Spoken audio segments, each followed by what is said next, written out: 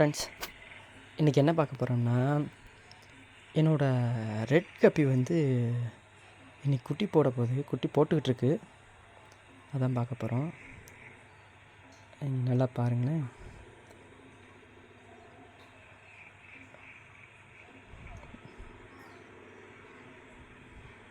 அந்த தெரியுதா? அதை பாருங்களேன். அது இப்போ குட்டி போட்டுக்கிட்டு இருக்கு. நல்லா கவனிச்சிங்கன்னா இப்போ குட்டி போடும் பாருங்கள். நல்லா கவனித்து பாருங்கள். ஏற்கனவே ஒரு குட்டி போட்டுருச்சு. அந்த செடியில் பார்த்தீங்கன்னா தெரியும். அந்த தெரியுதா? இப்போ போட்டுருச்சு பார்த்தீங்களா? ஒன்று போய் உட்காந்துருக்கா. ஏற்கனவே ஒன்று போட்டுருச்சு, ஒன்று இருக்குது.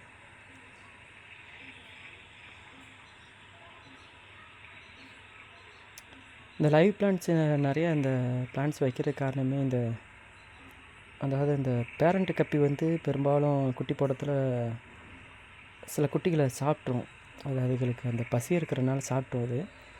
ஆனால் இந்த மாதிரி நம்ம செட்டப் வச்சுருந்தோம்னா இந்த குட்டி ஃபுல்லாமே உங்களுக்கு அதில் போய் ஹைட் பண்ணிக்கிறோம். இப்போ அதில் போய் உள்ளே போய் உட்காந்துருச்சு பாருங்கள். அது தெரியுதா உங்களுக்கு? அந்த குட்டி நகர்றது தெரியுதா? நல்லா பாருங்களேன். அந்த செடியில், அந்த வீட்டுக்குள்ளே செடியில் இருக்குது பாருங்கள், மணி பிளான்ட்டு இலைக்கு மேலே.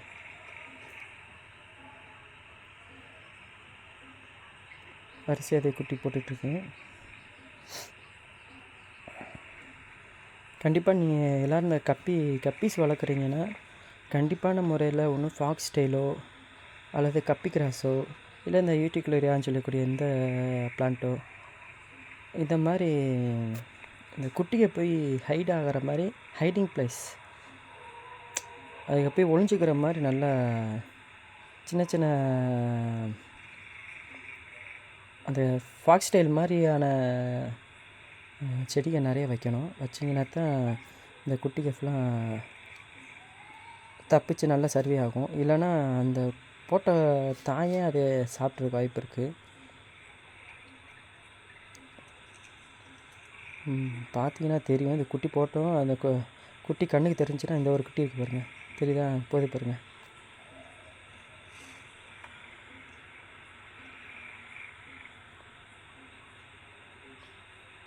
கீழே வந்து அது குட்டி தான் போடுது. நல்லா கவனிச்சிங்கன்னா தெரியும். குட்டி போட்டுக்கிட்டே தான் போகும். ஒரு ஃபீமேல் கப்பி நார்மலாக செமி அடல்ட்டாக இருந்துச்சுன்னா ஒரு 30-40 குட்டி போடும். அதே நல்லா அடல்ட்டாக நல்லா பெரிய சைஸாக இருந்துச்சுன்னா உங்களுக்கு 100 குட்டி வரைக்குமே ஒரு கப்பி போடும். நம்ம அதை கேர் பண்ணுற விதத்தில் தான் இருக்குது. எல்லா குட்டியும் நம்ம காப்பாற்றணும்னு நினச்சோம்னா இந்த மாதிரி ஹைடிங் பிளேஸ் இருக்கணும். ஒரு சில பேர் செப்பரேட்டாக பிரித்து வைப்பாங்க ஃபிஷ்ஷை. நான் எப்பயுமே அந்த இது பண்ணுறதில்ல. நான் எப்பயுமே ஃபிஷ்ஷை செப்பரேட்டாக நான் பிரித்து வைக்கிறதில்ல. அது ஏன்னு கேட்டிங்கன்னா, எனக்கு நேச்சுரலாகவே இருக்கணும்னு தான் எனக்கு ஆசை. அதாவது அதுக்கு கூடவே இருந்து வளரட்டும்னு சொல்லி தான் நான் அப்படியே விட்டுருக்கேன். பெரும்பாலும் நான் எப்பயுமே செய்ய மாட்டேன். செப்பரேட் பண்ணுறதுல ஒரு நல்ல விஷயம்னா அந்த இருக்குது பாருங்கள். இப்போ பார்த்தீங்கன்னா தெரியும், அந்த மேல் கப்பி வந்து ஃபீமேலை சேஸ் பண்ணிக்கிட்டே இருக்கும். இப்படி சேஸ் பண்ணிச்சுன்னா அதுக்கு டிஸ்டர்பாக இருக்கும். அந்த ஃபீமேலுக்கு வந்து ரொம்ப டிஸ்டர்பாக இருக்கும். குட்டி போடுறதுக்கு ரொம்ப டிஸ்டர்பாக இருக்கும். அதுக்காண்டி நான் நிறைய பேர் செப்பரேட் பண்ணி வைப்பாங்க. அதேமாதிரி குட்டிகளை திங்க முடியாதபடியும் நல்லா செஞ்சு வைப்பாங்க.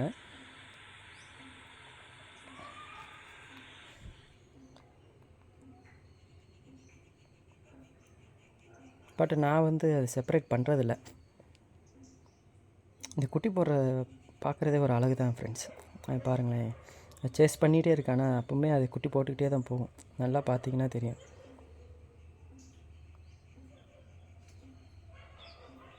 அந்த ஒன்று விட்டுருச்சா, அந்த வருங்க, அதில் பார்த்தீங்கன்னா தெரியும். ஒரு குட்டி போய் உட்காந்துருக்கு பாருங்க. குட்டி போட்டுக்கிட்டே தான் போகும்.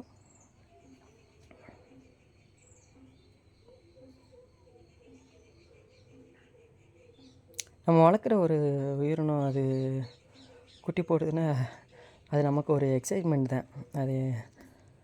நான் இது எப்போயுமே குட்டி போடுறத நான் ஆர்வம் பார்த்துக்கிட்டே இருப்பேன். ஏன்னா அது பார்க்குறதுக்கு கொஞ்சம் ஆச்சரியமாகவும் இருக்கும், நல்லாவும் இருக்கும். ஆனால் பெரும்பாலும் நான் இந்த கப்பி வந்து எனக்கு பெரும்பாலும் குட்டியை நான் அது கடிக்க போகலை. நான் பார்த்த வரைக்கும் இன்னும் கடிக்க போகலை, ஆனால் கடிக்கும். அதனால தான் செப்பரேட் பண்ணுவாங்க. ஒன்று நீங்கள் கப்பி வளர்க்குறீங்க, அது ப்ரீட் பண்ணணும்னு நினைக்கிறீங்கன்னா ஒன்று செப்பரேட் பண்ணணும். அப்படி இல்லைன்னா இந்த மாதிரி பிளான்டட் செட்டப் பண்ணணும். கண்டிப்பான முறையில் இந்த மாதிரி பிளான்டட் செட்டப் பண்ணணும். அப்படிங்கன்னா தான் அந்த குட்டியை போய் ஒளிஞ்சிக்கிற முடியும். இப்போ ஒரு குட்டி போட்டுச்சு பாருங்கள்.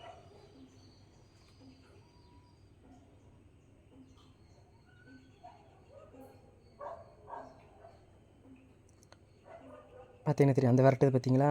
இதுக்காண்டி தான் பார்த்தீங்களா விரட்டுதா, ஆனால் போய் ஒளிஞ்சிருச்சு பார்த்தீங்களா? ஆக்சுவலாக அது குட்டி போட்டதும் அதுக்கு பசி இருக்கும். நம்ம அதுக்கு ஏற்ற ஃபுட்டு கொடுத்துட்டோம்னா பெரும்பாலும் குட்டியை சாப்பிடாது. நான் காலையில் ஒருக்கா மட்டும் தான் ஃபுட்டு கொடுப்பேன். மித்த நேரம் என்னால் கொடுக்க முடியாது. நான் வெளியே ஆஃபீஸுக்கு போயிடுறதுனால என்னால் அதுகளுக்கு ஃபுட்டு கொடுக்க முடியாது. ஆனால் காலையில் அதுகளுக்கு போதுமான அளவு லைவ் ஃபுட்டும் சரி, இந்த பெல்லட்ஸும் சரி எல்லாமே போட்டுட்டு தான் போவேன்.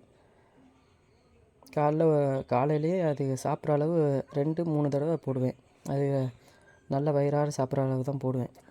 பெரும்பாலும் அதுவே போதுமானது தான். ஆனால் நீங்கள் ஃபார்ம்லலாம் போய் பார்த்தீங்கன்னா அப்படி தான் பண்ணுவாங்க. அவங்க காலைல போடுவாங்க, அவ்வளோதான். காலையில் நல்லா அதுக்கு வயிறு ஃபுல்லாக கொடுத்துருவாங்க. அது இருக்கிற மிச்சம் மீதி இருக்கிற எல்லாத்தையுமே சாப்பிட்ரும். இப்போ எனக்கு இந்த பாண்டில் பார்த்தீங்கன்னா இந்த குட்டிக்கு வந்து நான் தனியாக ஃபீட் பண்ணணும்னு அவசியம் இல்லை. இதுலேயே நிறைய அந்த நுண்ணுயிர்கள் இன்ஃபோசெரியான்னு சொல்லுவோம்ல, அது நிறையாவே இதில் இருக்குது. நேச்சுரலாக அது இது இப்போது பாப்புலேஷன் கம்மியாக இருக்கிறனால இதில் நிறையாவே இருக்குது. இந்த தெரியினை பார்த்தா தெரியும் பாருங்கள், குட்டி குட்டியாக சின்ன சின்னதாக ஓடுது பார்த்தீங்களா, அந்த இலைக்கு மேலே பாருங்களேன். அது ஃபுல்லாமே அந்த இன்ஃபோசெரியான்னு சொல்லக்கூடிய சின்ன சின்ன நுண்ணுயிர்கள். இப்போ இந்த குட்டிகளுக்கு அதுவே போதுமான உணவு தான்.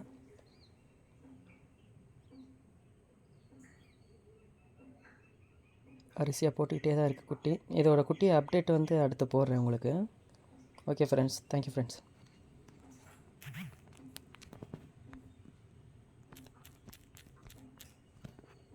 ஃப்ரெண்ட்ஸ், இன்றைக்கி என்ன பார்க்க போகிறோம்னா, என்னோடய ரெட் கப்பி வந்து இன்றைக்கி குட்டி போட போகுது. குட்டி போட்டுக்கிட்டு இருக்கு, அதான் பார்க்க போகிறோம்.